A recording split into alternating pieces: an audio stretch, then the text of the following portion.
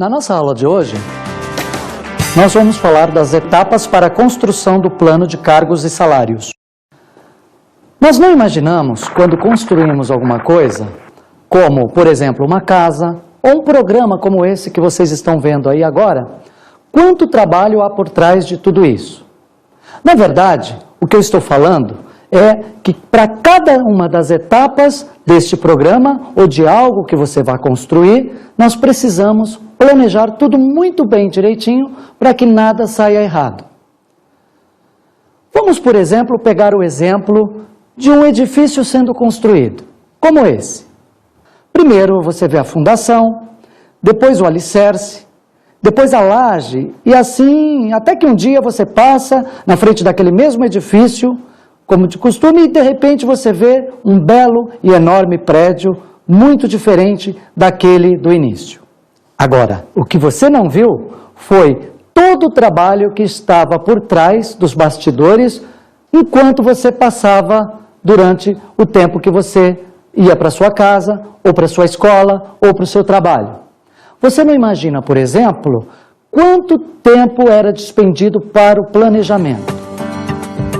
Você não viu, por exemplo, qual foi o trabalho do engenheiro, do arquiteto, do carpinteiro, do pedreiro, enfim, de todos aqueles que ajudavam em cada uma das etapas da construção daquele edifício. Então, uma das principais etapas nessa construção do edifício foi a montagem de um cronograma de trabalho, com prazos e datas. Afinal de contas, quem comprou uma unidade nesse edifício vai querer recebê-lo no prazo contratado e definido. No nosso trabalho, aliás, no trabalho de uma empresa no seu dia a dia, também se faz extremamente importante o planejamento das ações para se atingir um determinado objetivo. Por exemplo, assim como aqueles compradores que compraram o edifício vão querer recebê-lo no prazo, aqui na empresa também, quem está esperando um projeto ou uma resposta, também vai esperar isso por algum tempo ou por algum prazo. Então, o que se faz necessário é a construção de um cronograma de trabalho para que também, assim como no nosso exemplo, nós tenhamos, de uma certa maneira, num prazo pré-determinado e definido, a entrega de um produto final, que é o plano de cargos e salários da empresa. Em estudos em administração, já é sabido que, quanto mais tempo nós gastamos no planejamento, menos tempo nós gastamos na execução. Isso é óbvio, porque uma vez que eu tenho um tempo maior para planejar, para estabelecer os prazos, para definir quais serão as equipes que trabalharão naquele determinado projeto, ou quanto eu vou gastar naquele determinado projeto, na hora que eu vou fazer o projeto ou pôr a mão na massa, eu vou ter uma possibilidade maior de definir cada uma das etapas de acordo com o tempo pré-estabelecido ou estabelecido anteriormente no nosso planejamento.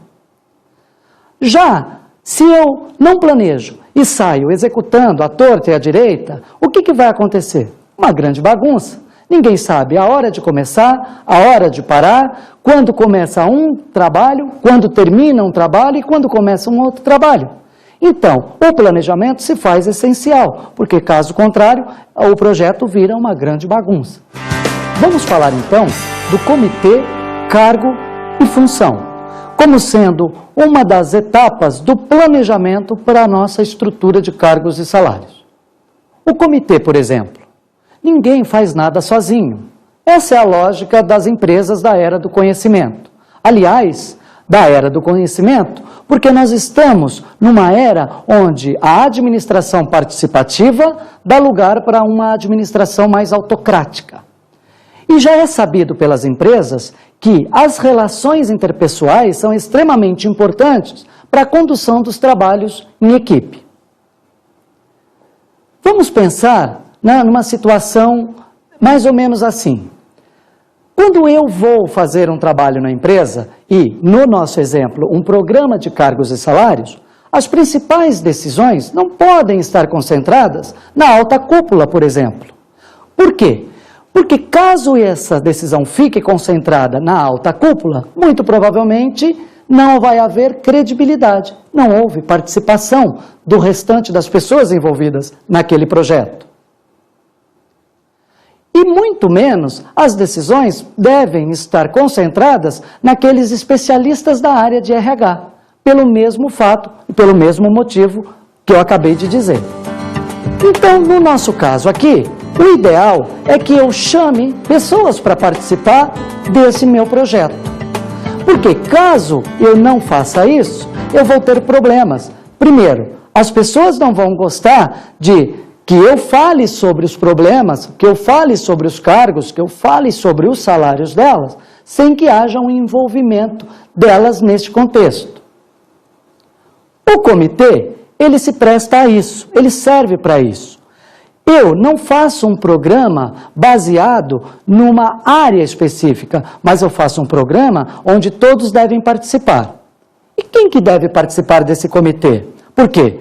Muito provavelmente, eu não vou conseguir chamar todas as pessoas, todos os empregados desta empresa, para fazer parte desse comitê. Afinal de contas, imagine se sua empresa tem 1.000 empregados, ou 300 empregados, que seja. Muita gente para participar de um projeto, para dar palpite em um projeto, não é verdade? Muito bem. Então, no comitê, nós precisamos de ter, pelo menos, alguns representantes, ou seja, algumas pessoas que representem esta maioria. O comitê, normalmente, ele é composto por 3 ou 5 pessoas. Por que 3 ou 5 pessoas? 3 a 5 pessoas são números ímpares. 3 ou 5 pessoas são números ímpares. E esses números, eles são bons porque, caso haja um impasse, alguém pode desempatar. Imagine você, por exemplo, se houver um comitê com 15, 20 pessoas. Vai ser uma bagunça. Imagine várias pessoas querendo discutir ou decidir sobre uma questão de um cargo específico. Um diz uma coisa, outro diz outra, e aí vira uma bagunça, ninguém entende ninguém, é todo mundo falando ao mesmo tempo. Mas, se esse comitê estiver situado em 5 pessoas, vai ficar mais fácil o diálogo, a negociação, a conversa naquele processo. Agora, quem não pode faltar nesse comitê? Bom, nesse comitê, ele deve ter pessoas que representem a maioria dos cargos que estão ali na organização. Então, quem não poderia faltar nesse comitê? Vamos pensar. Primeiramente, na hora das decisões, eu vou precisar decidir sobre questões técnicas. Então, uma pessoa já é fundamental nesse comitê.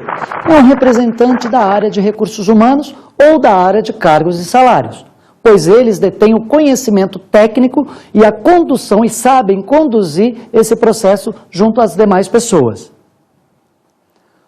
Outra pessoa que não pode faltar nesse comitê é o gerente de área. E principalmente o gerente daquela área que está sendo representada naquele momento, ou que está sendo discutida naquele momento, de uma avaliação, ou de um posicionamento, ou de uma tarefa específica com relação a cargos daquela área. Esse gerente não pode faltar. Por quê? Porque ele detém o conhecimento técnico e específico daquela área, ou o engenheiro da área, ou o gerente de manutenção, porque está sendo observado e sendo discutido os cargos da área de manutenção, ou seja lá qual for o cargo, eu preciso que tenha um representante desta área no comitê. Eu também posso ter nesse comitê um representante dos empregados, não especificamente de uma área ou de um departamento, mas que seja um representante que represente, de uma maneira geral, os empregados da organização como um todo. Para observar se está sendo verídico, se não tem havido nenhum problema ali nas avaliações. Agora, uma outra questão fundamental dentro do nosso projeto é a distinção que nós temos que fazer entre duas coisas, entre cargo e entre função. Um cargo e uma função são diferentes. Imagine vocês uma situação, eu quero promover alguém na minha empresa ou no meu departamento, eu sou gerente de um departamento e quero promover alguém. Normalmente eu digo assim, olha, vamos falar com o gerente de recursos humanos? Muito bem, eu não disse eu vou falar com o Carlos ou eu vou falar com o Joaquim, eu vou falar com o gerente de recursos humanos. Agora, a função está relacionado ao quê? Nesse mesmo exemplo que eu acabei de passar para vocês, eu posso dizer, o gerente de recursos humanos descreveu corretamente o cargo para que a gente faça a promoção? Veja que existem duas diferenças nesse contexto. Eu estou me referindo ao cargo, ou seja, ao gerente de recursos humanos. E no outro exemplo, eu estou me referindo a uma tarefa, o descrever o cargo para promover alguém. É uma tarefa. Então, neste caso, o cargo está relacionado com o indivíduo. Já a função está relacionada com as tarefas e com as atribuições deste indivíduo, ou que esse indivíduo tem em função do seu cargo. Etapas do plano de cargos e salários. No início, nós falamos sobre planejamento.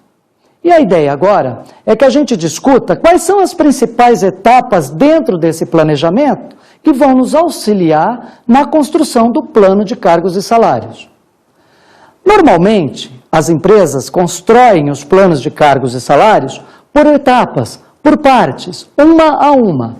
E o importante aqui é entender que cada uma das etapas da construção do plano de cargos e salários é dependente uma da outra, ou seja, uma é pré-requisito para a outra. Isso quer dizer o seguinte, que não adianta eu começar uma estrutura de cargos e salários montando a tabela salarial. Essa é uma etapa que está lá na frente, quase no final da construção do plano de cargos e salários. A ideia é que eu comece olhando para a minha empresa, olhando para quais as etapas que são mais importantes uma frente à outra. Pois uma, sendo construída passo a passo, vai me alimentar uma segunda etapa, uma terceira, uma quarta e assim sucessivamente, até que eu chegue na construção da tabela salarial e na definição das políticas salariais.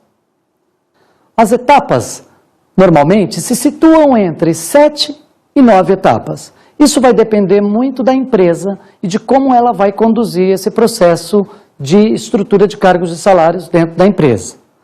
No entanto, o importante é entender assim, que não dá para eu diminuir essas etapas ou aumentar muito essas etapas.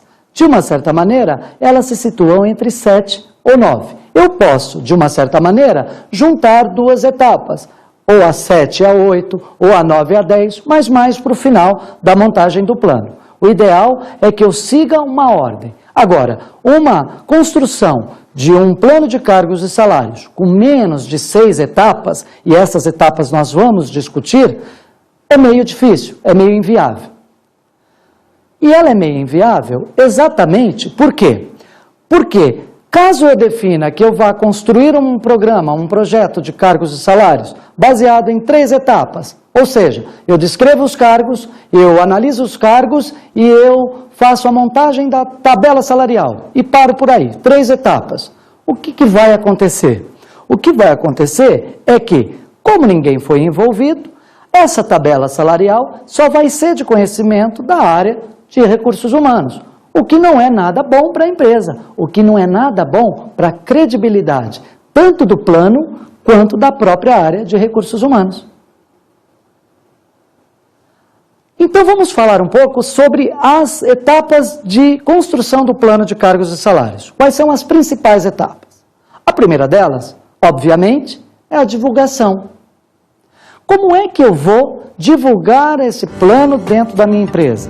De que maneira eu vou envolver as pessoas? De que maneira eu vou explicar passo a passo o que vai acontecer a partir do momento que eu iniciar esse projeto dentro da minha empresa? Essa é a primeira etapa. A segunda etapa é a análise e a descrição dos cargos. E para a gente entender um pouquinho melhor, vamos ver esse exemplo.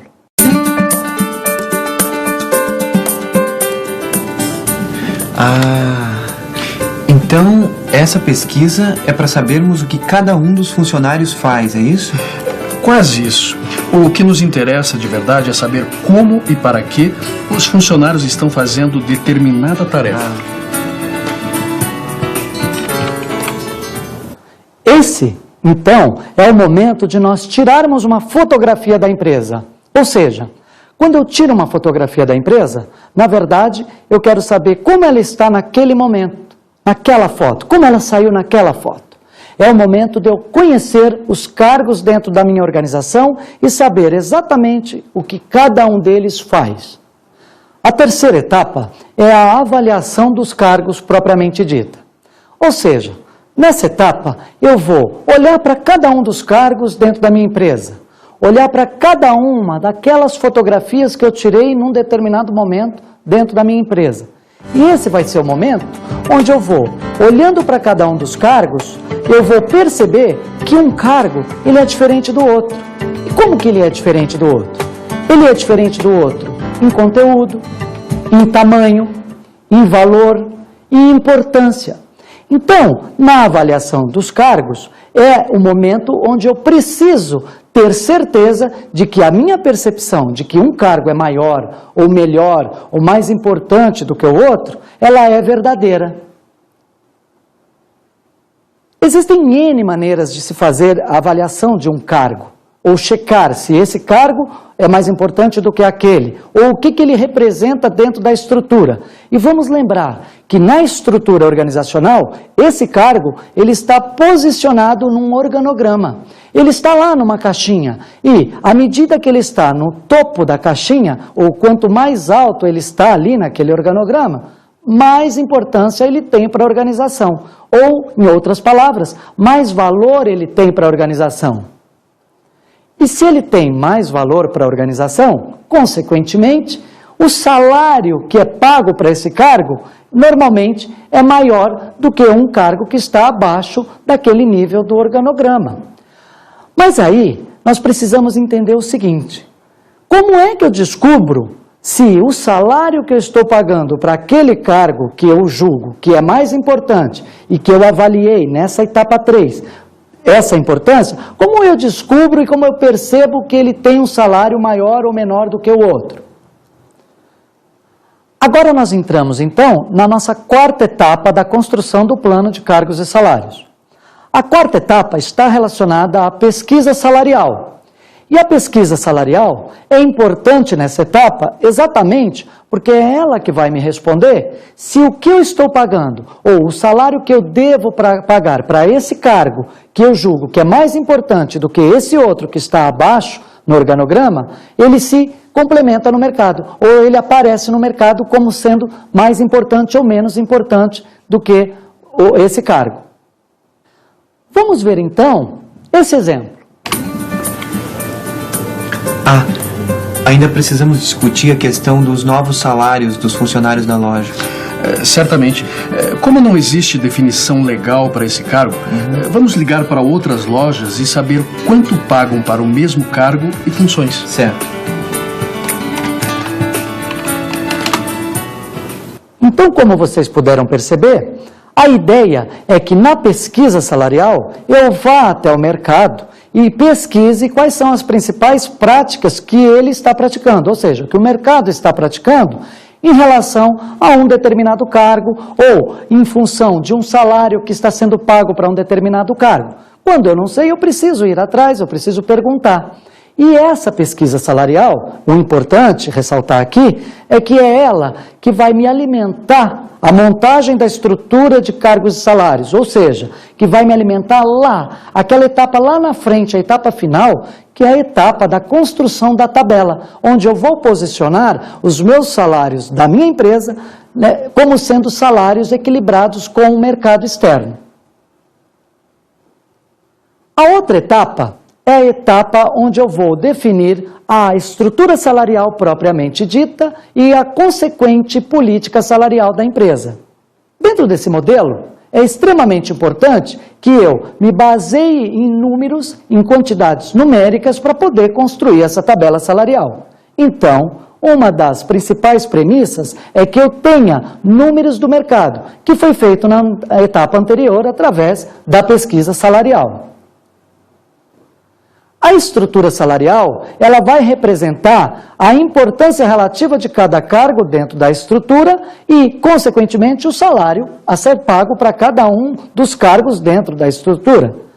Normalmente, essa é a 7ª ou 8ª etapa dentro de um plano, de uma estrutura de cargos e salários.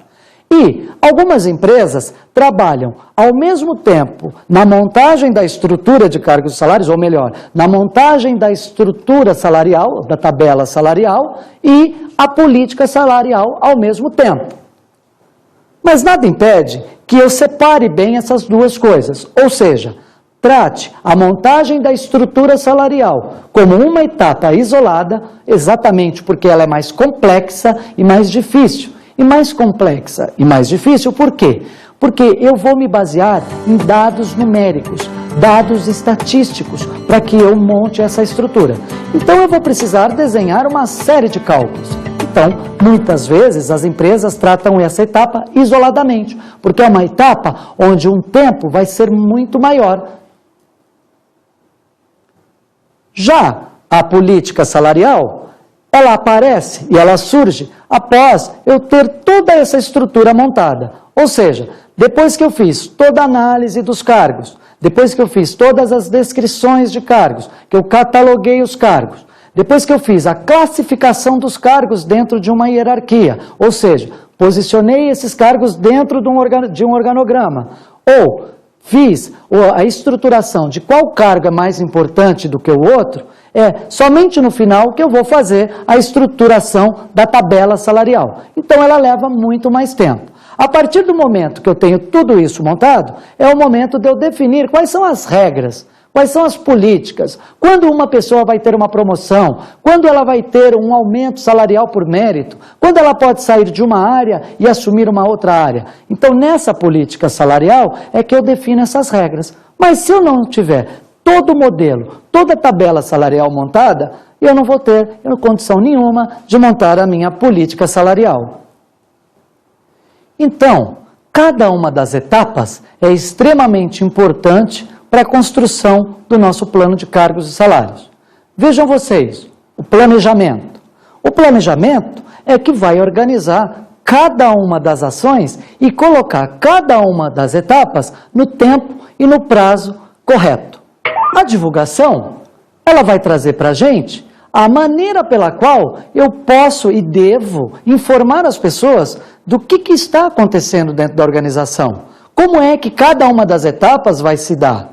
Como é que eu vou chamá-los para esse trabalho dentro da organização? A análise dos cargos. Eu preciso conhecer os cargos dentro da minha organização.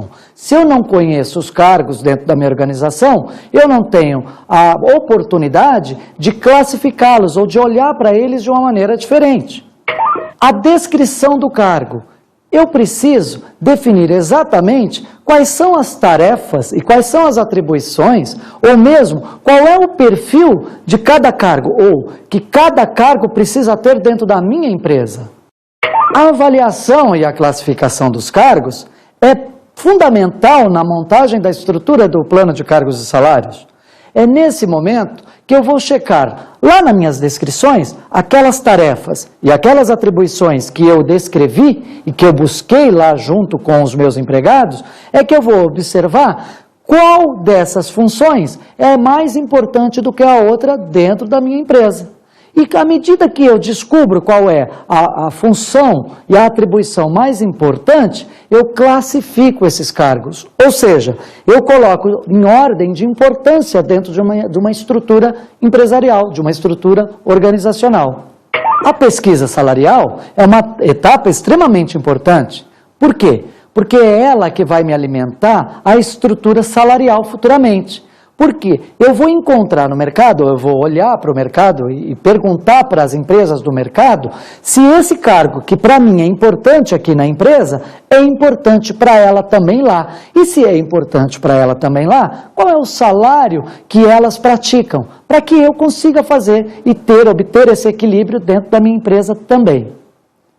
Finalmente, o que nós temos é a montagem da estrutura salarial, ou seja, todas essas outras etapas acabam canalizando para essa estrutura salarial. Assim como eu disse anteriormente, O que é mais importante? Que etapa é mais importante? Nenhuma etapa é mais importante do que a outra. Algumas são fundamentais, pois, por exemplo, sem as descrições de cargo, eu não consigo entender que importância que tem determinado cargo na minha estrutura.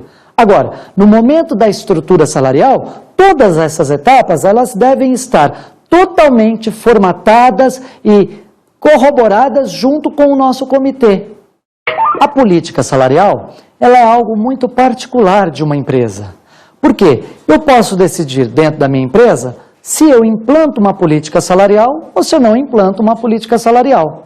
Agora, é muito estranho, depois de eu ter implantado todo um plano de cargos e salários, feito cada uma das etapas como tem que ser, como manda o figurino, e aí no final eu não implanto uma política salarial. Ou seja, a política salarial fica só na cabeça do RH, ou fica só na cabeça dos gerentes ou dos diretores, não fica divulgado para a empresa como um todo, ou para os empregados.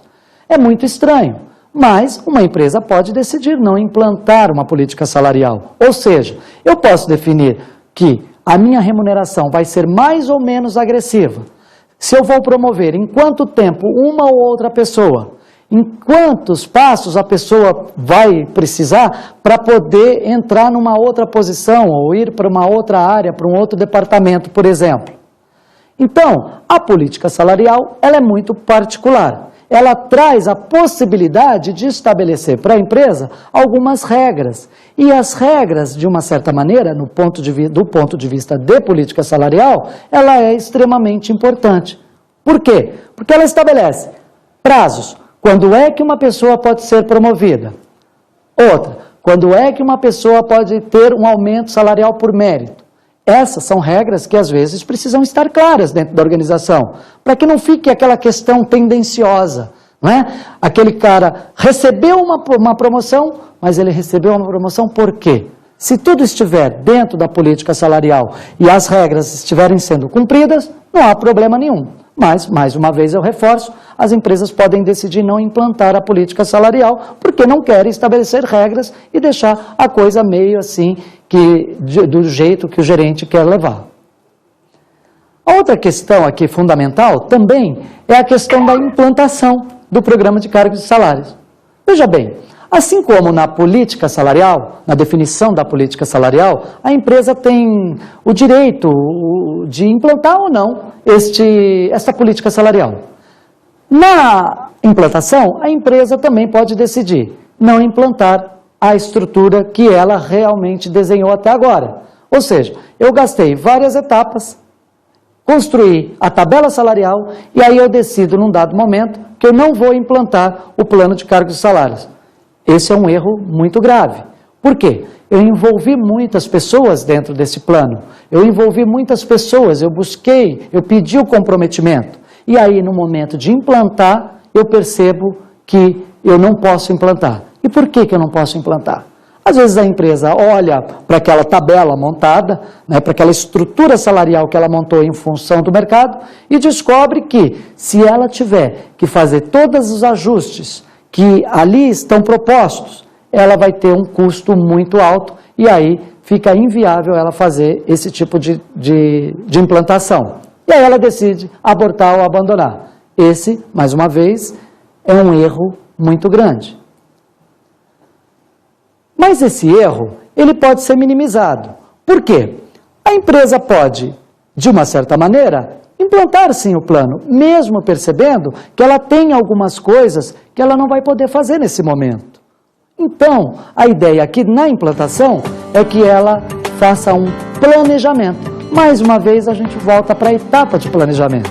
Ou seja, a partir do momento que eu montei a minha estrutura salarial, que eu montei a minha tabela salarial, eu posso, de uma certa maneira, definir prioridades. Quais são as minhas prioridades dentro dessa estrutura salarial? Quais são as minhas prioridades em relação a esses cargos? Eu tenho que fazer um ajuste em quase 100% dos cargos. Mas por onde eu começo? Eu posso definir, começar por onde é mais importante. Onde é que eu preciso estar mais agressivo? Onde é que eu tenho mais dificuldades de encontrar pessoas ou buscar pessoas no mercado? Onde é que eu tenho dificuldade de produtividade? E onde é que eu tenho um turnover muito alto, ou seja, uma rotatividade muito alta? Eu posso querer iniciar o meu plano, ou seja, as minhas adequações salariais, exatamente por onde eu tenho mais problemas. Ou, em outras palavras, eu também posso implantar, começar a fazer os ajustes salariais por onde a minha empresa tem mais deficiência, na produção, por exemplo. Então, para finalizarmos, vamos pensar em algumas coisas. Planejamento está relacionado às ações. Cargo está relacionado ao indivíduo. Funções estão relacionadas às tarefas e às atribuições. Então, pense nisso.